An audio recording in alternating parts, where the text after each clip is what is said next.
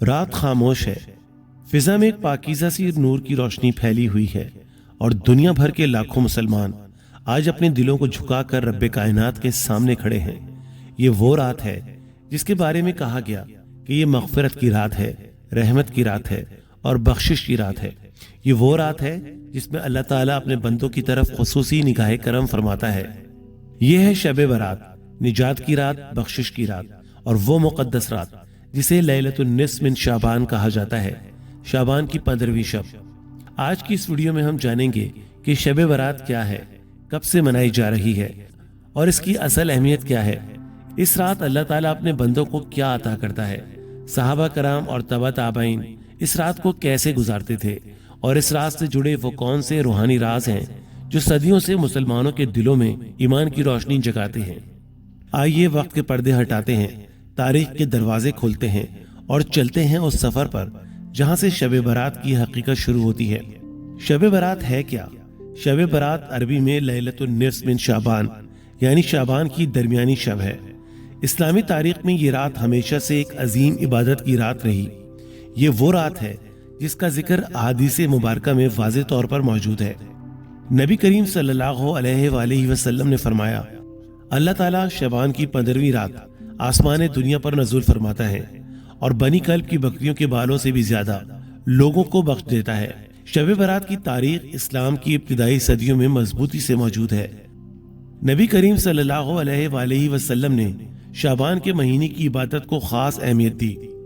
حضرت عائشہ صدیقہ رضی اللہ تعالیٰ عنہ فرماتی ہیں کہ میں نے حضور صلی اللہ علیہ وآلہ وسلم کو شعبان میں اتنے روزے رکھتے دیکھا جتنا کسی اور مہینے میں نہیں۔ یہی ماہ شعبان کی وہ رات تھی جہاں آپ صلی اللہ علیہ وآلہ وسلم جنت البقیع گئے، امت کے لیے مغفرت کی دعا مانگی۔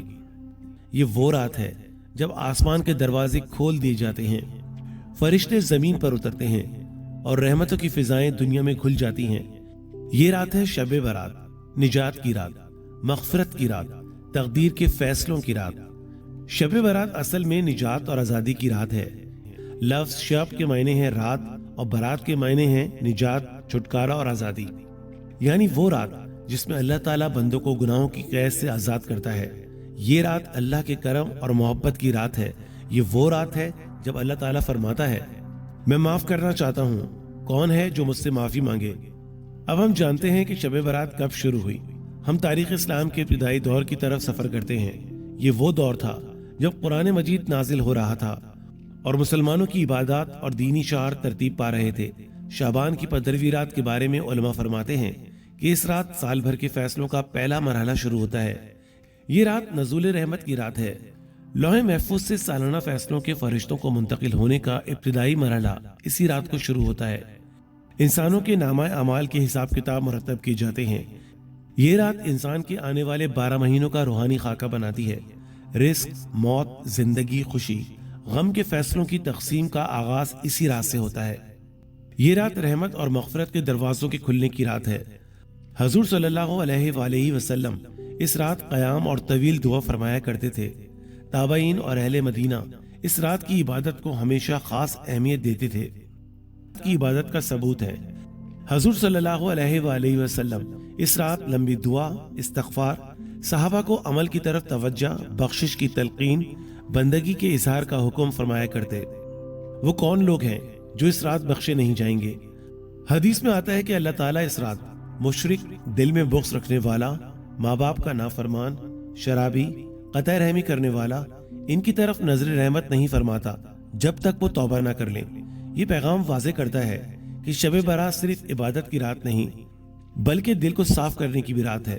صحابہ کرام اس رات کو کیسے گزارتے تھے؟ روایت بتاتی ہے کہ حضرت علی رضی اللہ تعالیٰ عنہ پوری رات جاگتے، حضرت عثمان رضی اللہ تعالیٰ عنہ قرآن کی تلاوت میں مصروف رہتے، حضرت عائشہ رضی اللہ تعالیٰ عنہ نماز اور دعا میں مصروف رہتی۔ تابعین اور تبع تابعین اس رات کو مسجدوں میں قیام کرتے۔ اس رات قبرستان جانا حضور صلی اللہ علیہ وآلہ وسلم کی سنت سے ثابت ہے۔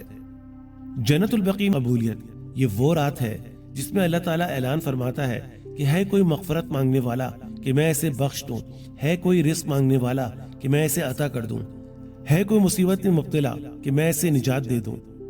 دنیا بھر میں شب برات کو بڑے اہتمام کے ساتھ منایا جاتا ہے۔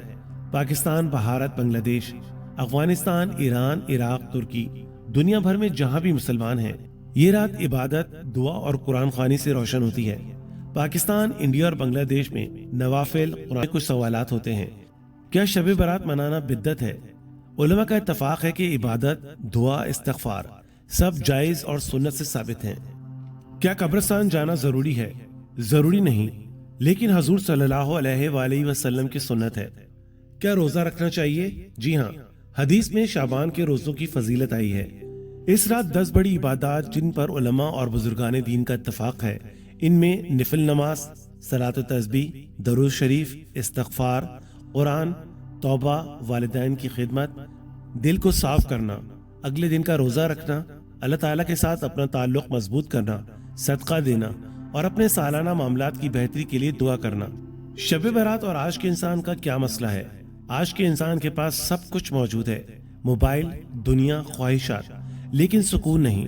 شب برات ہمیں یہ پیغام دیتی ہے کہ نفرت کو چھوڑ دو، حسد کو چھوڑ دو، دل کو صاف کر لو، اللہ سے رشتہ جوڑو، اس رات کو اپنے رب سے بات کرو۔ یہ رات زندگی بدلنے کی رات ہے۔ شب برات کا دل چھو لینے والا روحانی پیغام یہ بتاتا ہے کہ جب انسان زمین پر تنہا رہتا ہے، آسمان پر رحمت اس کا انتظار کرتی ہے۔ اس رات اللہ کہتا ہے، میرے بندے واپس آ جاؤ، میں تمہیں مایوس نہیں کروں گا۔ یہ رات رب کی محبت کی رات ہے، یہ رات اللہ کے قریب ہونے کی دعوت ہے۔ شعبان کا مہینہ دراصل رمضان کی تیاری کا مہینہ ہے۔ علماء کہتے ہیں شعبان رمضان کا دروازہ ہے۔ حضور صلی اللہ علیہ وآلہ وسلم شعبان میں روزے رکھتے، عبادات کو بڑھا دیتے، نوافل کا اہتمام کرتے، امت کے لیے مغفرت مانگتے۔ شب برات اسی مہینے کی وہ مرکزی رات ہے جو دلوں کو رمضان کے نور میں داخل کرتی ہے۔ شب برات محض ایک رات نہیں، یہ ایک ایسا روحانی موقع ہے جو شاید زندگی میں بار بار نہ آئے۔ یہ رات ہمیں جھنجھوڑتی ہے، جگاتی ہے، گناہوں کی زنجیریں توڑنے کی طاقت دیتی ہے۔ یہ وہ رات ہے جب انسان ہاتھ اٹھاتا ہے، یہ وہ رات ہے جب آنسو گر کر تقدیر بدل دیتے ہیں۔ آج کی رات اپنے دلوں کو کھول دیجئے، اپنے گناہوں کو چھوڑ دیجئے، اپنے رب کو منا لیجئے۔